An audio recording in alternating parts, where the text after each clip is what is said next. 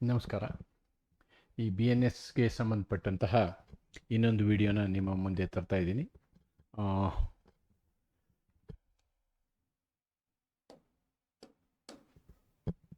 BNSನ unit 1ನಲ್ಲಿದ್ದೀವಿ ನಾವು. Students ಒಂದು ಗಮನಿಸಬೇಕು, ಇಡೀ BNSನ ನಾನು ನಿಮ್ಮ ಪರೀಕ್ಷೆ ಸಮಯದೊಳಗೆ ಮುಗಿಸುವುದು ಕಷ್ಟ ಸಾಧ್ಯ. ಬಟ್ ಎಷ್ಟು ಸಾಧ್ಯ ಆಗ್ತದೆ ಅಷ್ಟು ನಾನು ಪೋರ್ಷನನ್ನು ಕಂಪ್ಲೀಟ್ ಮಾಡ್ತೀನಿ. ಸದ್ಯ ನಾನು CPC ಪೋರ್ಷನನ್ನು ಈ ವಾರದಲ್ಲಿ ಮುಗಿಸುವಂತಹ ಒಂದು ಪ್ರಯತ್ನದಲ್ಲಿದ್ದೀನಿ. BNSSನ ಕಂಟಿನ್ಯೂ ಮಾಡಿದ್ದೀನಿ. ಆಮೇಲೆ 2 ಸಬ್ಜೆಕ್ಟ್ ಇರುತ್ತೆ.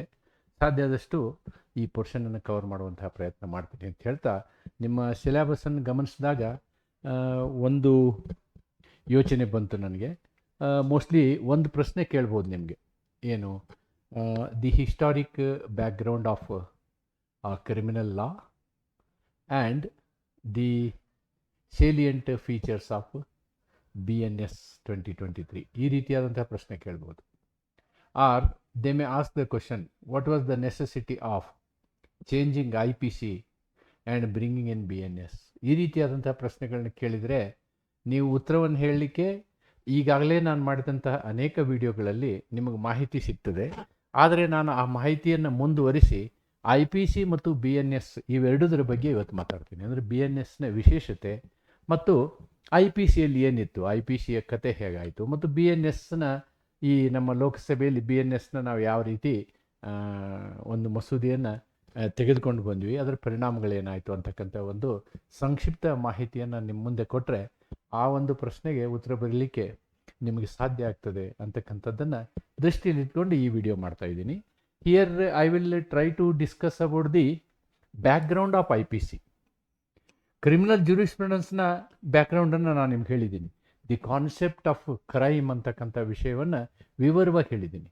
ಸೊ ಅದರಿಂದ ಅದನ್ನು ಪ್ರಾರಂಭ ಮಾಡಿಕೊಂಡು ಈ ಒಂದು ವಿಷಯವನ್ನು ನೀವು ಮುಂದುವರಿಸ್ಬೋದು. ಇವತ್ತಿನ ಈ ವಿಡಿಯೋದಲ್ಲಿ ನಾನು ನಿಮಗೆ ಏನು ಡಿಸ್ಕಸ್ ಮಾಡ್ತೇನೆ ಅಂದರೆ, ಇದರ ಐತಿಹಾಸಿಕ ಹಿನ್ನೆಲೆಯನ್ನು, ಅಂದರೆ ಈ IPC ಯಾವಾಗ ಬಂತು, ಹೇಗೆ ಬಂತು ಅಂತಕ್ಕಂಥದ್ದನ್ನು, ಮತ್ತು ಈ IPCಯನ್ನು ನಾವು ಸುಧಾರಣೆ ಯಾಕೆ ಮಾಡಬೇಕಾಯಿತು, ಭಾರತೀಯ ಏನು ದಂಡ ಸಂಹಿತೆ ಇದೆಯಲ್ಲ, ದಂಡ ಸಂಹಿತೆಯನ್ನು ನಾವು ನ್ಯಾಯ ಸಂಹಿತೆಯನ್ನು ಯಾಕೆ ಮಾಡಬೇಕಾಯಿತು ಅಂತಕ್ಕಂಥದ್ದನ್ನು, ಮತ್ತು ಯಾವ ರೀತಿ ನಮ್ಮ ಭಾರತೀಯ ನ್ಯಾಯ ಸಂಹಿತೆ ಒಂದು ಸಂಸತ್ತಿನ ಹಾದಿಯನ್ನು ದಾಟಿ ಕಾನೂನಾಯಿತು ಅಂತಕ್ಕಂಥದ್ದು, ಮತ್ತು ಇದರದ್ದು ಸಿಂಪಲ್ ಸ್ಟ್ರಕ್ಚರ್ ಯಾವ ರೀತಿ ಇದೆ ಅಂತಕ್ಕಂಥದ್ದು, ಮತ್ತು ಇದರಲ್ಲಿ ಉದ್ದೇಶಗಳು ಏನು ಅಡಗಿದ್ದೇವೆ ಅಂತಕ್ಕಂಥದ್ದನ್ನು ನಾವು ನೋಡ್ತೀವಿ. ಮತ್ತು ಇದು ಏರಿಯಾ ವೈಸು ಯಾವ ರೀತಿ ಅಪ್ಲೈ ಆಗ್ತದೆ, it's operational concepts, territorial extent ಅಂತಕ್ಕಂಥದ್ದು, ಭೌಗೋಳಿಕ ಮತ್ತು ಭೂಗೋಳವನ್ನು ಮೀರಿನ ಅನ್ವಯ ಆಗ್ತದೆ. ಆಮೇಲೆ ಯಾವಾಗಿಂದ ಪ್ರಾರಂಭ ಆಯಿತು, ಆ್ಯಂಡ್ ಆರ್ಟಿಕಲ್ 20 ಆಫ್ ಕಾನ್ಸ್ಟಿಟ್ಯೂಷನ್, ಅದಕ್ಕೂ ಇದಕ್ಕೂ ಏನು ಸಂಬಂಧ ಅಂತಕ್ಕಂಥ ಎಲ್ಲ ವಿಷಯಗಳನ್ನ ಇವತ್ತು ನಿಮ್ಮ ಮುಂದೆ ನಾನು ಚರ್ಚೆ ಮಾಡ್ತೀನಿ. ಇದರ ಇತಿಹಾಸಕ್ಕೆ ನಾವು ಹೋದರೆ, ಅಂದರೆ ಈ ದಂಡ ಸಂಹಿತೆಯ ಇತಿಹಾಸಕ್ಕೆ ನಾವು ಹೋದರೆ ನಾವು 1860ಗೆ ಹೋಗಬೇಕಾಗ್ತದೆ. 1860ಗಿಂತ ಮೊದಲಿದ್ದಂತಹ ವಿಷಯವನ್ನು, ಅಂದರೆ ಕ್ರೈಮ್ ಅಂದ್ರೇನು, ಅಪರಾಧ ಅಂದ್ರೇನು, ಅಪರಾಧವನ್ನು ಎಲ್ಲದನ್ನೂ ನಾವು ಒಂದೇ ದೃಷ್ಟಿಯಲ್ಲಿ ನೋಡ್ತಿದ್ವಿ. ಆಮೇಲೆ ಕಾನ್ಸೆಪ್ಟ್ ಆಫ್ ಕಾಮನ್ ಲಾ ಬಂತು, ಕಾನ್ಸೆಪ್ಟ್ ಆಫ್ ಮೆನ್ಸ್ ರಿಯಾ ಬಂತು. ಅದಕ್ಕೆಲ್ಲ ವಿವರವಾದ ವಿಡಿಯೋಗಳನ್ನು ನಾನು ನಿಮಗೆ ಮಾಡಿದ್ದೀನಿ. ಆದರೆ ಇವತ್ತಿನ ಈ ವಿಡಿಯೋದಲ್ಲಿ ನಾನು IPCಯ ಪ್ರಾರಂಭದಿಂದ ಮುಂದೆ ಹೋಗ್ತೀನಿ. How the IPC is started ಅಂತ ನೀವೇನಾದ್ರು ಇತಿಹಾಸದ ಪುಟಗಳನ್ನು ತೆಗೆದರೆ, ಇಂಡಿಯನ್ ಪಿನಲ್ ಕೋಡ್ ಮಾಡುವಂತಹ ಒಂದು ಪ್ರಕ್ರಿಯೆ ಇದೆಯಲ್ಲ, ಈ ಪ್ರಕ್ರಿಯೆ 1834ರಿಂದನೇ ಪ್ರಾರಂಭ ಆಯಿತು. ಅವತ್ತಿನ ಲಾ ಕಮಿಷನ್, ಫಸ್ಟ್ ಲಾ ಕಮಿಷನ್, ಮೊದಲನೆಯ ಈ ಕಾನೂನು ಆಯೋಗ ಇದೆಯಲ್ಲ, ಆ ಆಯೋಗ ಈ ಒಂದು ಪ್ರಯತ್ನವನ್ನು ಇವಾಗಿಂದ ಶುರು ಮಾಡ್ತು. ಆಮೇಲೆ ನೋಡಿ, ಇಲ್ಲಿಂದ ಇಲ್ಲಿಗೆ ನಿಮಗೆ ಹತ್ತತ್ರ ಸರಿಸುಮಾರು 26 ವರ್ಷಗಳ ಕಾಲ ತಡವಾಯಿತು. ಅದನ್ನು ಮಾಡಿದಂಥವರು ಮಕಾಲೆ, ಲಾರ್ಡ್ ಮಕಾಲೆ ಅಂತ ಹೇಳ್ತೀವಿ ನಾವು. ಲಾರ್ಡ್ ಮಕಾಲೆ ಅವರು ಮಾಡಿದಂತಹ ಅವತ್ತಿನ ಕಾನೂನು ಇವತ್ತಿನವರೆಗೂ 160 ವರ್ಷಗಳ ಕಡೆ ಅದು ಬಾಳಿದೆ ಅನ್ನೋದನ್ನು ಕೂಡ ನಾವು, ಅಂದರೆ ಇವರ ಮಕಾಲೆಯವರ ಒಂದು ನ್ಯಾಯಿಕ ಮನಸ್ಸೇನಿತ್ತಲ್ಲ, ಅದನ್ನು ನಾವು ಅಪ್ರಿಷಿಯೇಟ್ ಮಾಡಬೇಕಾಗ್ತದೆ. ಭಾರತದ ದಂಡ ಸಂಹಿತೆ 1860 ಇದೆಯಲ್ಲ, ಇದು 1834ರಲ್ಲಿ ಸ್ಥಾಪಿತವಾದ ಮೊದಲ ಕಾನೂನು ಆಯೋಗದ ಒಂದು ಪ್ರಭಾವ. ಆಮೇಲೆ ಲಾರ್ಡ್ ನೋಡಿ, ಹೆಸರು ನೋಡಿ ಅವ್ರದ್ದು, ಥಾಮಸ್ ಬೆಬಿಂಗ್ಟನ್ ಮಕಾಲೆ ಅಂತ. ಥಾಮಸ್ ಬೆಬಿಂಗ್ಟನ್ ಮಕಾಲೆ ಅಂತಕ್ಕಂಥವರ ಅಧ್ಯಕ್ಷತೆಯಲ್ಲಿ ಈ ಒಂದು ಇಂಡಿಯನ್ ಪಿನಲ್ ಕೋಡ್ ಅಥವಾ ಭಾರತೀಯ ನ್ಯಾಯ ಸಂಹಿತೆಯನ್ನು ನಾವು ತರ್ತೀವಿ, ಭಾರತ ದೇಶಕ್ಕೆ ತರ್ತೀವಿ. IPC remained India's main penal code till it was repealed on 1st July 2024. ಅಂದರೆ ನಾವು 1ನೇ ತಾರೀಕು ಜುಲೈ 2024ಕ್ಕೆ ಈ ಕಾನೂನನ್ನು ರದ್ದುಪಡಿಸ್ತೀವಿ. ನಾವು ಈ ಕಾನೂನನ್ನು IPCಯನ್ನು ರದ್ದುಪಡಿಸುವುದು, IPC ರದ್ದು.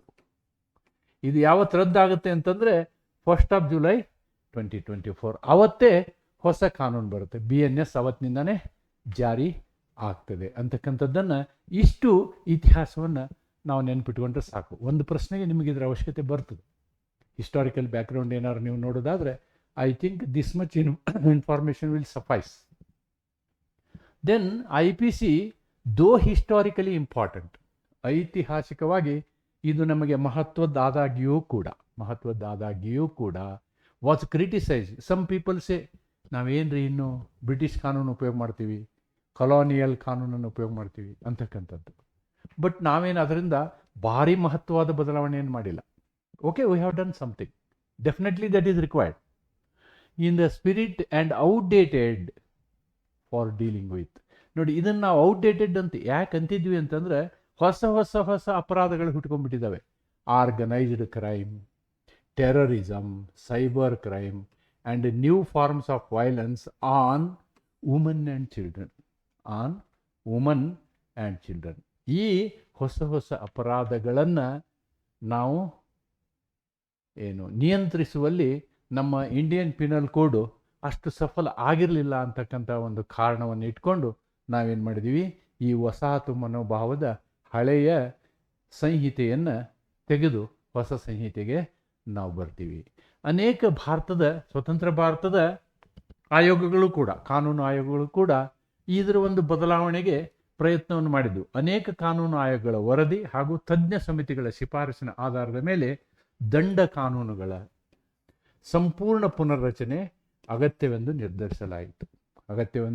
ನಿರ್ಧರಿಸಲಾಯಿತು. ಸಾಮಾನ್ಯವಾಗಿ ಹೊಸ ಅಪರಾಧಗಳನ್ನು ಸೇರಿಸಬೇಕಾಗ್ತದೆ. ಕ್ರಿಮಿನಲ್ ಜೂರಿಸ್ಪ್ರುಡೆನ್ಸ್ ಏನು ಹೇಳುತ್ತೆ ಅಂದರೆ, if there is no mention in the law you cannot punish ಅಂತ. ಆದ್ದರಿಂದ ಇದು ನಾವು ಅಂಥ ಹೊಸ ಅಪರಾಧಗಳನ್ನು ನಮೂದಿಸುವುದು ಬಹಳಷ್ಟು ಅವಶ್ಯಕತೆ ಆಗಿತ್ತು.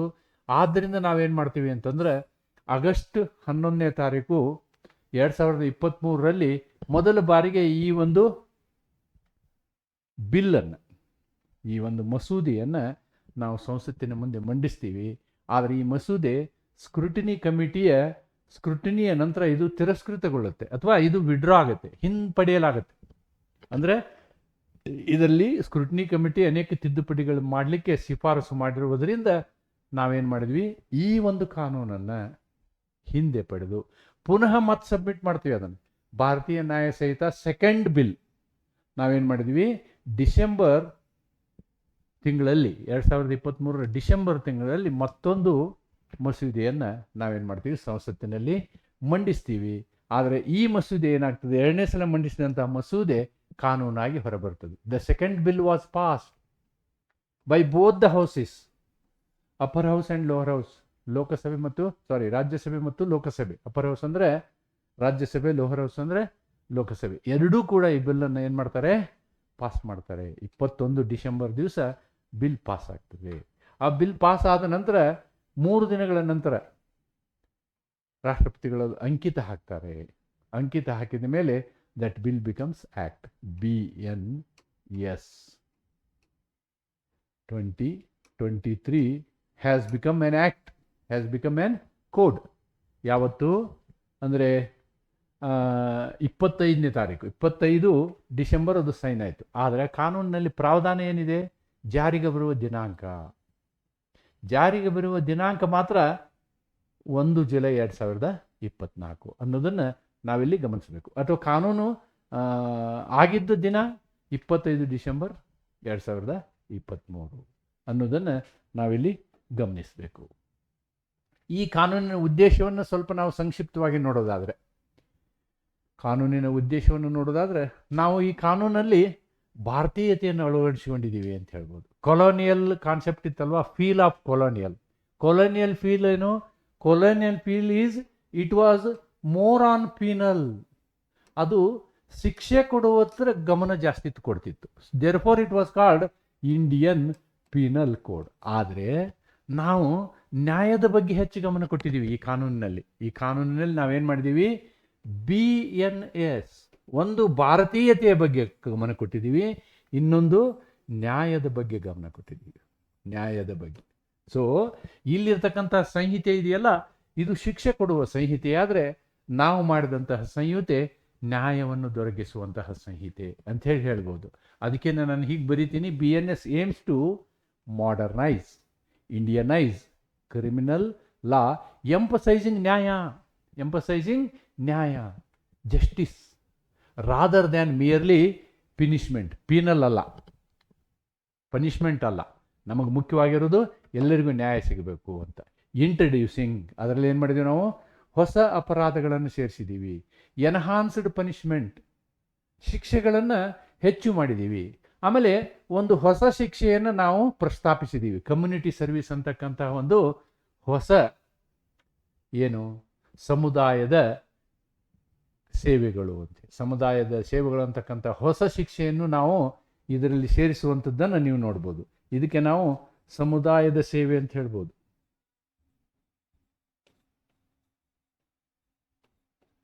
ಸಮುದಾಯದ ಸೇವೆ ಅಂತ ಹೇಳ್ಬೋದು. ಇದೊಂದು ಹೊಸದನ್ನು ಸೇರಿಸಿದ್ದೀವಿ, ಶಿಕ್ಷೆಗಳನ್ನು ಹೆಚ್ಚು ಮಾಡಿದ್ದೀವಿ, ಹೊಸ ಅಪರಾಧಗಳನ್ನು ಸೇರಿಸಿದ್ದೀವಿ. ಅಂದರೆ ಇದು ಈ ಕಾನೂನಿನ ವಿಶೇಷತೆ. ಮತ್ತು ಇಲ್ಲಿ ನಮ್ಮ ಈ ಒಂದು ಕಾನೂನಿನಲ್ಲಿ ನಿಮಗೆ 358 ಸಂಹಿತೆಗಳು ಬರ್ತವೆ, 20 ಅಧ್ಯಾಯಗಳಿದ್ದಾವೆ. 20 ಅಧ್ಯಾಯಗಳನ್ನು ಒಳಗೊಂಡಂತಹ ಈ ಒಂದು ಸಂಹಿತೆ ಒಟ್ಟು 358 ಸಂಹಿತೆಗಳನ್ನು ಅಥವಾ ಸೆಕ್ಷನ್ಗಳನ್ನು ಹೊಂದಿದೆ. ಬ್ರಾಡ್ಲಿ ಫಾಲೋಯಿಂಗ್ ನೋಡಿ, IPC structure but with consultation and regrouping many offences. ಅವನ ಕ್ಲಾಸಿಫಿಕೇಶನ್ನ ಅಚ್ಚುಕಟ್ಟಾಗಿ ಮಾಡಿದ್ವಿ ಈ ಸಲ. ಅಲ್ಲೇ ಎಲ್ಲ ಇತ್ತು, ತಿದ್ದುಪಡಿಗಳಿದ್ದು, ABCD ಅಂತೆಲ್ಲ ಇದ್ದು, ಎಲ್ಲವುಗಳನ್ನು ಸರಿಪಡಿಸಿ ಈ ರೀತಿ ಒಂದು ಅಚ್ಚುಕಟ್ಟಾದಂತಹ structuring it in beautiful way we have brought this new law and that is known as Bharatiya Nyaya ಸಂಹಿತೆ 2023 BNS 2023 ನಾವು ಜಾರಿಗೆ ತಂದಿದ್ದೀವಿ ಅನ್ನೋದನ್ನು ನಾವಿಲ್ಲಿ ಗಮನಿಸಬೇಕು. ಎಸ್, ಎಕ್ಸ್ಟೆಂಟ್, ಈ ಒಂದು ಕಾನೂನಿನ ವ್ಯಾಪ್ತಿ ಏನು? ಈ ಒಂದು ಕಾನೂನಿನ ವ್ಯಾಪ್ತಿ ಒಂದು ಭೂಗೋಳಿಕ ವ್ಯಾಪ್ತಿ, ಇನ್ನೊಂದು ವ್ಯಕ್ತಿಗತ ವ್ಯಾಪ್ತಿ. ಒಬ್ಬ ವ್ಯಕ್ತಿಗೆ ಯಾವ ರೀತಿ ಇದು ಅನ್ವಯಿಸ್ತದೆ ಮತ್ತು ಈ ಭೂಗೋಳಿಕವಾಗಿ ಯಾವ ರೀತಿ ಇದು ಅನ್ವಯಿಸ್ತದೆ ಅನ್ನೋದನ್ನು ನಾವು ಸಂಕ್ಷಿಪ್ತವಾಗಿ ನೋಡಬೇಕು. ಯಾಕೆಂದರೆ ನಾವು ಕಾನೂನು ಕಲಿಯುವಾಗ ಇವಕ್ಕೆಲ್ಲ ಗಮನ ಕೊಡೋದಿಲ್ಲ, ಬಟ್ ಅದರ ಒಂದು ಸ್ಟ್ರಕ್ಚರ್ ನೋಡಬೇಕಾದ್ರೆ ಯಾವ ರೀತಿ ಇದೆ ಅಂತ ನೋಡಬೇಕಾದ್ರೆ ಇವೆಲ್ಲವುಗಳನ್ನು ನೋಡ್ತೀವಿ.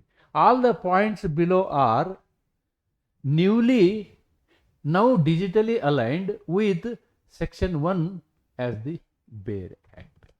ಇಲ್ಲಿ ನಾವು ಸೆಕ್ಷನ್ 1 ನೋಡ್ತೀವಿ. ಇಲ್ಲಿ ಸೆಕ್ಷನ್ 1 ಸಾಮಾನ್ಯ ಒಂದೇ ಸೆಕ್ಷನ್ ಇರುತ್ತದು, this law is called so and so ಅಂತ ಇರುತ್ತೆ. ಇಲ್ಲಿ ಅದನ್ನು 1 ಏನು ಹೇಳಿದ್ವಿ ನೋಡು, this act may be called as Bharatiya Nyaya ಸಂಹಿತೆ. ಕನ್ನಡದಲ್ಲೂ ನಾವು ಇದನ್ನೇ ಹೇಳ್ತೀವಿ, ಭಾರತೀಯ ನ್ಯಾಯ ಸಂಹಿತೆ. ಇಂಗ್ಲೀಷ್ನಲ್ಲಿನೂ ಭಾರತೀಯ ನ್ಯಾಯ ಸಂಹಿತ ಅಂತ ಹೇಳ್ತೀವಿ. ಆಮೇಲೆ ಸಬ್ ಕ್ಲಾಸ್ 3 ಏನು ಹೇಳ್ತೀವಿ ಅಂತಂದರೆ, ಭಾರತ ದೇಶದಲ್ಲಿ ಇದು ಯಾವ ರೀತಿ ಅನ್ವಯ ಆಗ್ತದೆ, how it is applied in India, application within India.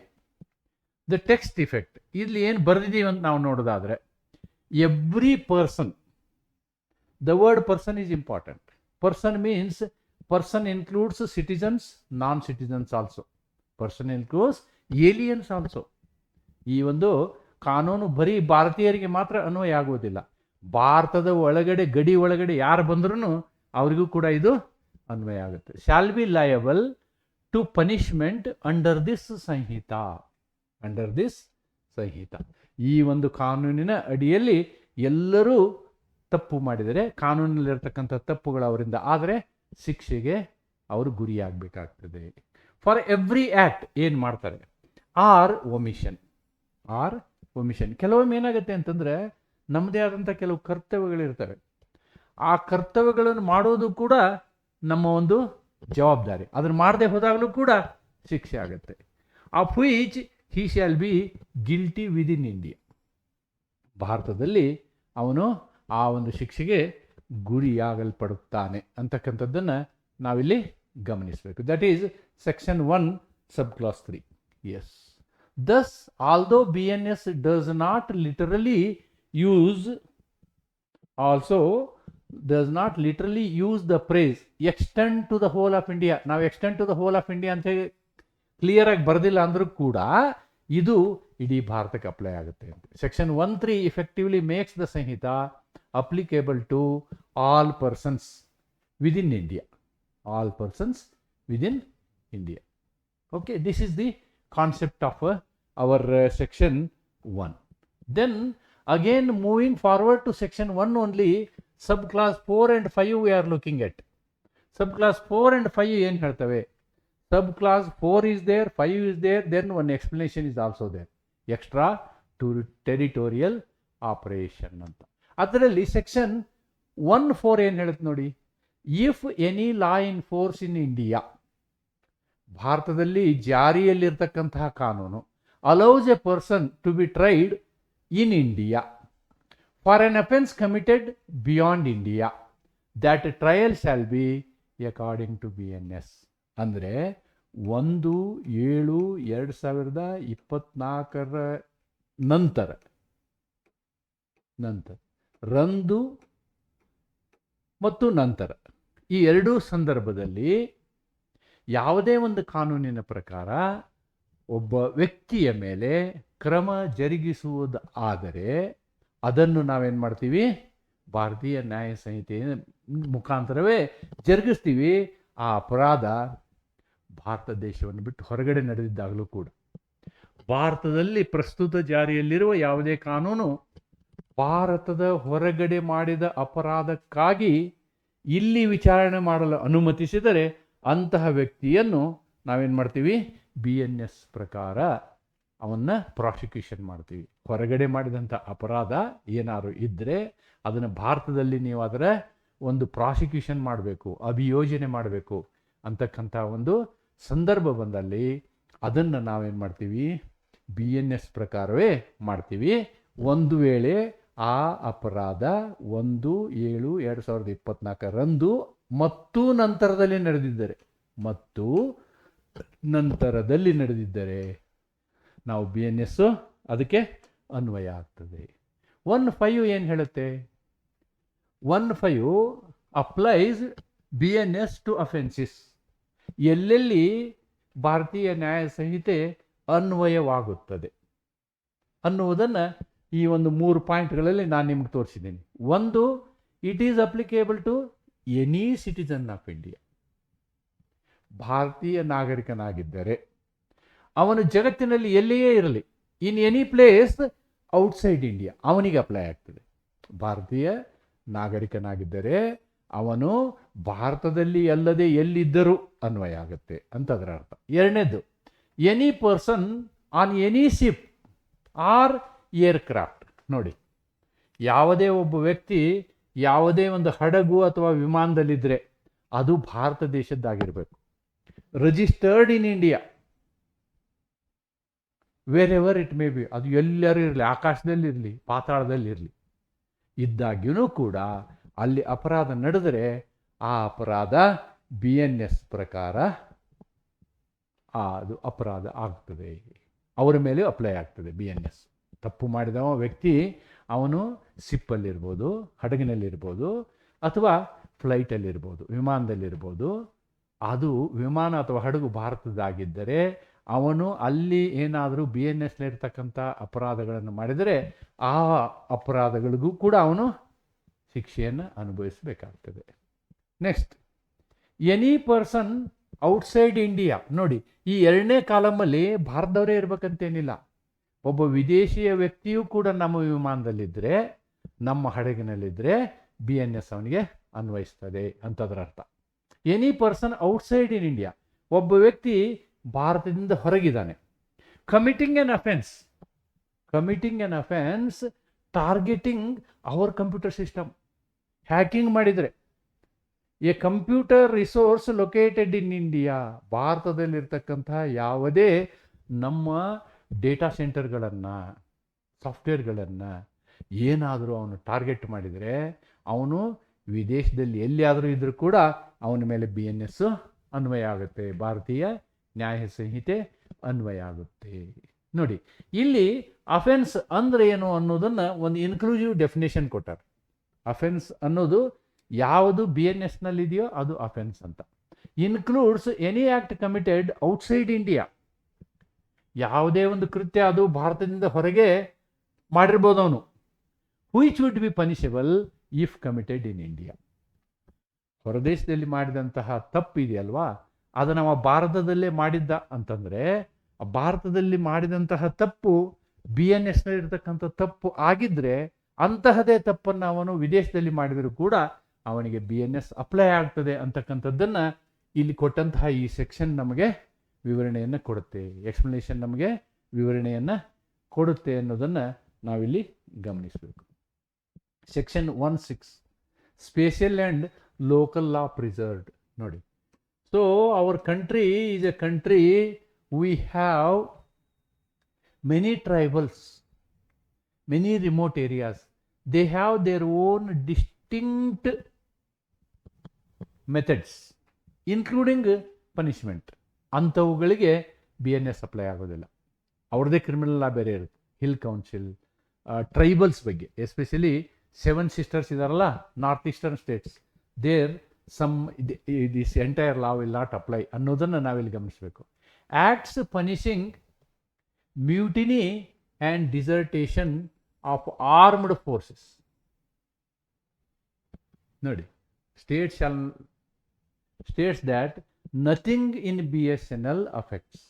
ಯಾವುದೇ ಒಂದು ಕ್ರಮವನ್ನು ಸರ್ಕಾರ ಜರುಗಿಸುವಂತಹ ಸಂದರ್ಭದಲ್ಲಿ, ಯಾವ ವಿಷಯದಲ್ಲಿ, ದೇಶದ್ರೋಹ, ದೇಶದ ಮೇಲೆ ದಂಗೆ ಏಳುವಂತಹ ಆ ಯಾವುದೇ ಪ್ರಸಂಗ ಇದ್ದರೆ ಅಂತಹ ಪ್ರಸಂಗದಲ್ಲಿ ದ್ರೋಹ ಅಥವಾ ಪಲಾಯನ, ನೋಡಿ, ದ್ರೋಹ ಅಥವಾ ಪಲಾಯನದ ಸಂದರ್ಭದಲ್ಲಿ ಸರ್ಕಾರ ಏನು ಬೇಕಾದರೂ ಕ್ರಮ ತೆಗೋಬೋದು.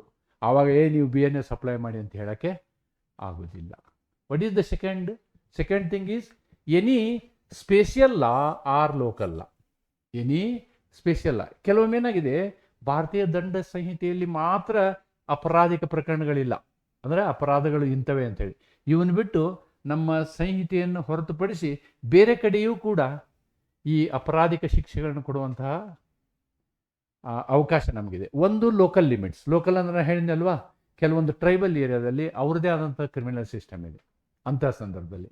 ಇನ್ನೊಂದು ಸ್ಪೆಷಲ್ ಲಾಸ್, ವಿಶೇಷ ಕಾನೂನುಗಳು. ಏನು ವಿಶೇಷ ಕಾನೂನುಗಳು? ಇಲ್ಲಿ ಅವನು ನೋಡ್ಬೋದು ನಾವು, POCSO, NDPS, PMLA, or corruption, anti corruption acts, all these are separate acts. ಇಂಥವು ಸಾಕಷ್ಟು ಇದ್ದಾವೆ. ಇಂತಹ ಸಂದರ್ಭದಲ್ಲಿ ಆ ಕಾನೂನುಗಳು ಅಪ್ಲೈ ಆಗ್ತವೆ ಅನ್ನುವುದನ್ನು ನಾವು ಇಲ್ಲಿ ಮೊದಲೇ ಹೇಳ್ಕೊಂಡ್ಬಿಟ್ಟಿದ್ದೀವಿ. ನಮ್ಮ BNSನಲ್ಲಿ ನಾವೇನು ಹೇಳಿದ್ದೀವಿ, ಕೆಲವೊಂದು ಸಂದರ್ಭದಲ್ಲಿ ಬೇರೆ ಕಾನೂನು ಅಪ್ಲೈ ಆಗ್ತವೆ, ಬರೇ BNSಗೆ ಸೀಮಿತವಾಗಿಲ್ಲ. ನಮ್ಮ ಏನು ಅಪರಾಧಿಕ ನ್ಯಾಯಿಕ ಶಾಸ್ತ್ರ ಕೇವಲ BNSಗೆ ಸೀಮಿತ ಆಗಿಲ್ಲ, ಬೇರೆ ಬೇರೆ ಕಾನೂನುಗಳಿರ್ತವೆ. ಇದ್ದಾಗ ಅಂಥ ಕಾನೂನುಗಳು ಅಪ್ಲೈ ಆಗ್ತವೆ. ಒಂದು ಮ್ಯೂಟಿನಿ ವಿಷಯದಲ್ಲಿ, ದೇಶದ್ರೋಹದ ವಿಷಯದಲ್ಲಿ. ಇನ್ನೊಂದು ಸ್ಥಳೀಯ ವಿಷಯದಲ್ಲಿ, ಸ್ಥಳೀಯ ಅಂದರೆ ಕೆಲವೊಂದು ಟ್ರೈಬಲ್ ಏರಿಯಾದ ವಿಷಯದಲ್ಲಿ, ಅಥವಾ ಏನಾದರೂ ಸ್ಪೆಷಲ್ ಲಾಸ್ ಇದ್ದರೆ ಇವೆಲ್ಲ ಅಪ್ಲೈ ಆಗ್ತವೆ. ಎಸ್ಪೆಷಲಿ PMLAನೇ ನಾವು ಡ್ರೆಕೋನಿಯನ್ ಲಾ ಅಂತೀವಿ. A criminal is always presumed to be innocent until proved guilty beyond reasonable doubt. That is the basic principle of criminal jurisprudence. ಅಂದರೆ ಅಪರಾಧಿ ತಪ್ಪು ಮಾಡಿದಾನೆ ಅನ್ನೋದನ್ನು ಪ್ರಾಸಿಕ್ಯೂಷನ್ ಪ್ರೂವ್ ಮಾಡಬೇಕು. Unfortunately in PMLA this rule is not there. ಅಲ್ಲಿ ನಾನೇ money laundering ಮಾಡಿಲ್ಲ ಅಂತ ನಾನೇ ಪ್ರೂವ್ ಮಾಡಬೇಕು ಅಪರಾಧಿ. ಆ ರೀತಿಯಾದಂಥ ಒಂದು ಸನ್ನಿವೇಶ ಅದರಲ್ಲಿದೆ. Okay, whatever it is. Now operation. ಈ ಒಂದು ಕಾನೂನು ಯಾವ ರೀತಿ ಜಾರಿಗೆ ಬರ್ತದೆ? ಕಮೆನ್ಸ್ಮೆಂಟ್, ಸೆಕ್ಷನ್ನಲ್ಲಿ ಏನು ಬರ್ತೀವಿ ನಾವು ಕಮೆನ್ಸ್ಮೆಂಟ್ ಬಗ್ಗೆ ಅದನ್ನು ನೋಡ್ತಾ ಇದ್ದೀನಿ ನಾನು. What is written in BNS? What is written in BNS about starting this BNS, ಯಾವತ್ತಿನಿಂದ ಇದು ಜಾರಿಗೆ ಬರ್ತದೆ ಅಂತಕ್ಕಂಥದ್ದು. BNS does not fix a date in the act itself. ಕಾನೂನಿನಲ್ಲಿ ನಾವು ಡೇಟ್ ಫಿಕ್ಸ್ ಮಾಡಲಿಲ್ಲ. Section 1 sub clause 2 authorises the central government. ಅದು ಕೇಂದ್ರ ಸರ್ಕಾರಕ್ಕೆ ತನ್ನ ಅಧಿಕಾರವನ್ನು ಕೊಟ್ಟಿದ್ದು, delegated legislation. It has given the power to the central government. ನೀನು ಯಾವಾಗ ಬೇಕಾದರೂ ಯಾವ ಪ್ರದೇಶದಲ್ಲಿ ಯಾವಾಗ ಬೇಕಾದರೂ ನೀನು ಜಾರಿ ಮಾಡ್ಕೊಳ್ಳಪ್ಪ ಅಂಥೇಳಿ ಏನು ಮಾಡಿದೆ, BNS ಅಧಿಕಾರವನ್ನು ಕೊಟ್ಟಿದೆ. BNS ಹೇಳಿಲ್ಲ ನೀವು 20ನೇ ತಾರೀಕಿಗೆ ಜಾರಿಗೆ ಬರಬೇಕು, ಹಿಂದೆ ಬರಬೇಕು ಅಂತ ಹೇಳಿಲ್ಲ. ಆದರೆ ಆ ಜಾರಿಗೊಳಿಸುವ ಅಧಿಕಾರವನ್ನು ಅದು ಏನು ಮಾಡಿದೆ, ಕೇಂದ್ರ ಸರ್ಕಾರಕ್ಕೆ ಬಿಟ್ಟುಕೊಟ್ಟಿದೆ. Government to appoint the commencement date by notification and to appoint different dates for different provisions. ನೋಡಿ, ಕೆಲವೊಂದು ಸೆಕ್ಷನ್ಗಳನ್ನು ನೀವು ಬೇರೆ ಬೇರೆ ಟೈಮಲ್ಲಿ ಬೇಕಾದ್ರೆ ಅಪ್ಲೈ ಮಾಡಿ, ಒಂದೇ ಸಲಕ್ಕೆ ಮಾಡ್ಬೇಕು. ಎಲ್ಲ ಸೆಕ್ಷನ್ ಒಂದೇ ಸಲ ಇಂಪ್ಲಿಮೆಂಟ್ ಮಾಡ್ಬೇಕಂತ ಏನಿಲ್ಲ. ಆದರೆ ನಾವೇನು ಹಂಗೆ ಮಾಡಲಿಲ್ಲ. What we have done, our government has actually issued A notification. ಆ ನೋಟಿಫಿಕೇಶನ್ ಪ್ರಕಾರ 23 ಫೆಬ್ರವರಿಯ ನೋಟಿಫಿಕೇಶನ್ ಪ್ರಕಾರ ನಾವೇನು ಮಾಡಿದ್ವಿ, ಈ ಕಾನೂನನ್ನು ಜಾರಿಗೆ ತಂದ್ವಿ. ಯಾವತ್ತಿನಿಂದ ಜಾರಿಗೆ ತಂದ್ವಿ, 1 ಜುಲೈ 2024. ನೋಟಿಫಿಕೇಶನ್ ಇಶ್ಯೂ ಮಾಡಿದ್ದು ಫೆಬ್ರವರಿ 23ನೇ ತಾರೀಕು. ಆಮೇಲೆ ಜಾರಿಗೆ ಬಂದದ್ದು 1/7/2020. ನೋಡಿ ಎಷ್ಟು ಅಂತರ ಇದೆ. ಅದಕ್ಕೂ ಕಾರಣ ಇದೆ. ಯಾಕೆ ಅಂತಂದರೆ, any criminal jurisprudence cannot be brought retrospectively. ಇಲ್ಲಿಂದ ಇಲ್ಲಿವರೆಗೆ ನಾಗರಿಕರಿಗೆ ಆ ಕಾನೂನನ್ನು ಓದುವ, ಅರಿತುಕೊಳ್ಳುವ, ಏನು ಮಾಡಿದರೆ ಅಪರಾಧ ಆಗುತ್ತೆ, ಏನು ಮಾಡಿದರೆ ಅಪರಾಧ ಆಗಲ್ಲ ಅಂತಕ್ಕಂಥ ತಿಳಿದುಕೊಳ್ಳುವ ಕಾಲಾವಕಾಶವನ್ನು ನಾವಿಲ್ಲಿ ಕೊಟ್ಟಿದ್ದೀವಿ. ಪ್ರಿನ್ಸಿಪಲ್ ಆಫ್ ನ್ಯಾಚುರಲ್ ಜಸ್ಟಿಸ್ ನಾವಿಲ್ಲಿ ಕೊಟ್ಟಿದ್ದೀವಿ. ಕೊಟ್ಟು 1/7/2024 ಈ ಕಾನೂನನ್ನು ಜಾರಿಗೆ ತಂದಿವಿ. On the same date these other laws also came into effect. BNSS, Bharatiya Nagarik Suraksha Sanhita, ಮತ್ತು BSA, Bharatiya I don't know the it's the actually evidence act. I do not know the wrong form. Okay, anyhow it is not the area of my discussion today. ಇದು ಜಾರಿಗೆ ಬಂದ ದಿನಾಂಕವನ್ನು ನಾವಿಲ್ಲಿ ಹೇಳಿದ್ದೀವಿ. ಅಂದರೆ ಇಲ್ಲಿ ನೀವು ಗಮನಿಸಬೇಕು, ಕಾನೂನಿನಲ್ಲೇ ಇವತ್ತು ಜಾರಿಗೆ ಬರಬೇಕು ಅಂತ ಹೇಳಿರಲಿಲ್ಲ. ಅದು ಕೇಂದ್ರ ಸರ್ಕಾರಕ್ಕೆ ಅಧಿಕಾರವನ್ನು ಕೊಟ್ಟಿತ್ತು. ಕೊಟ್ಟಂತಹ ಅಧಿಕಾರವನ್ನು ಉಪಯೋಗಿಸಿಕೊಂಡಂಥ ಕೇಂದ್ರ ಸರ್ಕಾರ ಒಂದೇ ದಿನಕ್ಕೆ 3 ಕಾನೂನುಗಳನ್ನು ಜಾರಿಗೆ ತಂತು. ಅದರಲ್ಲಿ BNS ಕೂಡ ಒಂದು. Then prospective operation and article 20 sub clause 1. ನೋಡಿ, ನೋ ಪೋಸ್ಟ್ ಫ್ಯಾಕ್ಟೋ ಲಾಸ್ ಅಂತ ಹೇಳ್ತಾರೆ. ಅಂದರೆ ಕ್ರಿಮಿನಲ್ ಜ್ಯೂರಿಸ್ಪ್ರುಡೆನ್ಸ್ ಮಾತ್ರ ಹೀಗಿದೆಯಲ್ವಾ, ಅದನ್ನು ಹಿಂದಿನಿಂದ ಜಾರಿ ಮಾಡೋಕ್ಕೆ ಬರೋದೇ ಇಲ್ಲ. No chance at all. ಹಳೆ ಡೇಟ್ನಿಂದ ಜಾರಿ ಮಾಡೋಕ್ಕಾಗಲ್ಲ. Penal laws are presumed prospective. ಏನಿದ್ರೂ ಅವು ಉತ್ತರಾನ್ವಯ ಆಗ್ತವೆ, ಪೂರ್ವಾನ್ವಯ ಆಗೋದಿಲ್ಲ. ಪೂರ್ವಾನ್ವಯವಾಗಿ ಜಾರಿ ಆಗೋದಿಲ್ಲ. They apply to offences committed on or after only, on or after their commitment. This is consistent with Article 20 subclass 1 of the Constitution. 20 subclass 1 of the article ಅಲ್ಲಿ ನಾವು ಇದನ್ನೇ ಹೇಳ್ತೀವಿ. Any crime should be prospective. Any crime should be prospective. There is no provision for ex post facto laws. Prohibits ex post facto law ಅನ್ನೋದನ್ನು ನಾವಿಲ್ಲಿ ಗಮನಿಸಬೇಕು. ಆದ್ದರಿಂದ 1/7/2024 and ಕೊನೆಯದು. ಈಗ there is a date. Today this is old date 1860. This is 1/7/24 and this is today say 2nd 12/12/2025. Now in this area up to this point your IPC is there. 1ನೇ ತಾರೀಕಿಂದ your BNS is there. This BNS will apply 1st of July 1974. The Indian code is hereby repealed. ಈ B N ಎಸ್ನಲ್ಲಿರ್ತಕ್ಕಂಥ 358ನೇ section ಏನು ಹೇಳುತ್ತೆ ಅಂತಂದರೆ, this I P C is repealed. ಯಾವಾಗಿಂದ? With effect from 1/7/2024. ಅಂದರೆ 30th June 2024 ತನಕ apply ಆಗೋದು ಐ ಪಿ ಸಿ. ಆದರೆ 1ನೇ ತಾರೀಕು ಜುಲೈಯಿಂದ ಅಪ್ಲೈ ಆಗೋದು B N S. That's it. ಇದರ ಅರ್ಥ. ಅದನ್ನೂ ಕೂಡ ನಾವು ಬಿ ಎನ್ ಎಸ್ನಲ್ಲಿ ಸೆಕ್ಷನ್ 358ರಲ್ಲಿ ಬರೆದಿದ್ದೀವಿ. ಏನು ಬರೆದಿದ್ದೀವಿ? The Indian penal code is hereby repealed. Indian penal ಕೋಡನ್ನು ರದ್ದುಗೊಳಿಸಲಾಗುತ್ತದೆ. Section 358(2) says previous operation of I P C. ಆದರೆ ಸಬ್ಸೆಕ್ಷನ್ 2 ಏನು ಹೇಳುತ್ತೆ? ಹಿಂದಿನ ಅಪರಾಧಗಳೆಲ್ಲವೂ ಕೂಡ, ಈ ಡೇಟ್ಗಿಂತ ಮೊದಲಿರುವ ಎಲ್ಲವೂ ಕೂಡ they are bound by I P C. Rights, obligations, liabilities incurred under I P C, penalties, punishments in respect of offences under I P C, ongoing investigations, proceedings etcetera. Case ಇವತ್ತು ನಡೀತಾ ಇರುವಲ್ದಕ್ಕೆ, case ಪ್ರಕರಣ ನಡೆದಂತಹ ದಿನಾಂಕ ಈ ಏರಿಯಾದಲ್ಲಿ ಆಗಿದ್ರೆ, ಅಂದರೆ for example 1/6/24ನಲ್ಲಿ ಅಪರಾಧ ಆಗಿತ್ತಂದರೆ ಅದಕ್ಕೆ ಬಿ ಎನ್ ಎಸ್ ಅಪ್ಲೈ ಆಗೋದಿಲ್ಲ.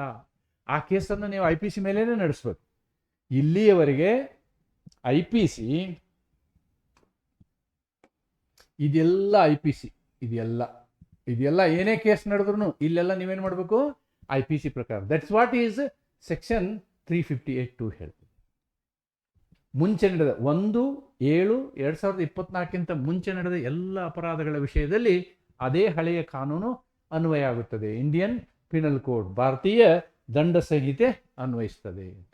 Courts and commentaries have clarified that offences committed before 1/7/24 remain governed substantially by I P C. Even the procedural aspects may follow B N S S, but ಶಿಕ್ಷೆಯ ವಿಷಯದಲ್ಲಿ ನೀವು I P ಸಿಯನ್ನೇ follow ಮಾಡಬೇಕು ಅಂತಕ್ಕಂಥದ್ದನ್ನು ಏನು ಹೇಳ್ತೀವಿ? ಅದಕ್ಕೆ ನೆನ್ಪಿಟ್ಕೊಳ್ಳಿ.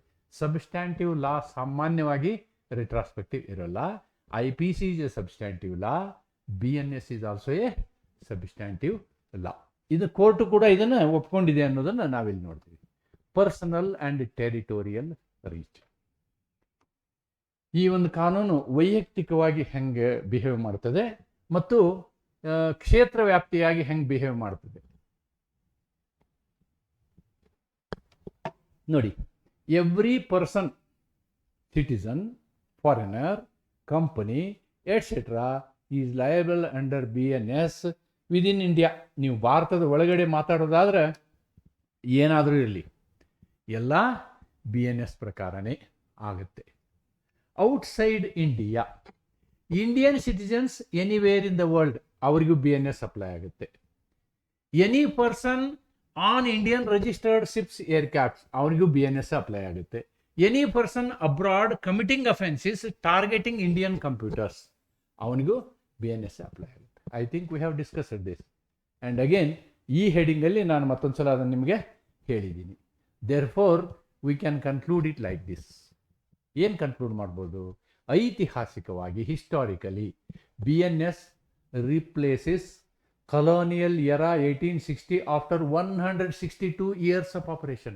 ನೋಡಿ, ಈ ಒಂದು ಕಾನೂನು 162 ದಿನಗಳವರೆಗೆ ಜಾರಿಯಲ್ಲಿತ್ತು ಅಂತಂದರೆ ಮಕಾಲೆಯನ್ನು ನೀವು ನೆನೆಸಬೇಕು. Following recommendations of various committees and structured legislative process culminating act number 45. Act number 45 ಅಂದರೆ ಬಿ ಎನ್ ಎಸ್. ಅಂದರೆ ನಾವೊಂದು ಕಾನೂನನ್ನು ಮಾಡಿದರೆ ಸೀರಿಯಲ್ ನಂಬರ್ ಕೊಟ್ಕೊಂತ ಹೋಗ್ತೀವಿ ಒಂದೊಂದು ವರ್ಷಕ್ಕೆ.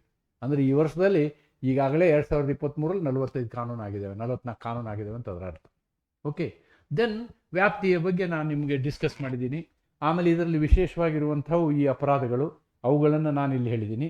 ಸಿಟಿಸನ್ಸ್ ಅಬ್ರಾಡ್ ಇವೆಲ್ಲ ಆಯಿತು. ಆಮೇಲೆ ಅಪರಾಧಗಳ ಬಗ್ಗೆ, ಅಫೆನ್ಸಿಸ್, ಎಂತಹ ಅಫೆನ್ಸಿಸ್, ಎಸ್ಪೆಷಲಿ ಕಂಪ್ಯೂಟರೈಸ್ ಸೈಬರ್ ಅಫೆನ್ಸಿಸ್. ನೋಡಿ, ಸೈಬರ್ ಅಫೆನ್ಸಿಸ್, ಟಾರ್ಗೆಟಿಂಗ್, ಇವೆಲ್ಲ ಪ್ರಮುಖವಾದಂತಹ ವಿಷಯಗಳನ್ನ ಇದರಲ್ಲಿ ನಾವು ತೆಗೆದುಕೊಂಡಿವಿ ಅನ್ನೋದನ್ನು ಇಲ್ಲಿ ಗಮನಿಸಬೇಕು. This is all about B N S, features of B N S are the history of I P C. ಇದಕ್ಕೆ ಹಿಂದಿನ ಹಿಸ್ಟ್ರಿಗೆ ಹೋಗ್ಬೇಕಾದ್ರೆ ನನ್ನ ಹಿಂದಿನ ವೀಡಿಯೋಗಳನ್ನ ನೀವು ನೋಡ್ಬೋದು ಅಂತ ಹೇಳ್ತಾ ಈ ಒಂದು ವಿಡಿಯೋನ ನಾನೇನು ಮಾಡ್ತೀನಿ ಅಂದರೆ ಇಲ್ಲಿಗೆ ಕ್ಲೋಸ್ ಮಾಡ್ತೀನಿ. ಇದಕ್ಕೆ ಸಂಬಂಧಪಟ್ಟಂಥ ನೋಟ್ಸ್ಗಳನ್ನು ನಾನು ನಿಮಗೆ PDF ಮುಖಾಂತರ ಟೆಲಿಗ್ರಾಮ್ ಚಾನಲಲ್ಲಿ ಈ ಟೆಲಿಗ್ರಾಮ್ ಚಾನಲ್ ನೀವು ಫಾಲೋ ಮಾಡ್ಬೋದು. SBN ಲಾ ಅಂತಕ್ಕಂಥ ಟೆಲಿಗ್ರಾಮ್ ಚಾನಲ್ನ ನೀವು ಫಾಲೋ ಮಾಡಿದರೆ ನಿಮಗೆ ಇದ್ರ PDF ನೋಟ್ಸು ಸಿಗ್ತವೆ ಅಂತ ಹೇಳ್ತಾ ಇವತ್ತಿನ ಈ ವಿಡಿಯೋವನ್ನು ನಾನು ಇಲ್ಲಿಗೆ ಮುಗಿಸ್ತೀನಿ. Thank you.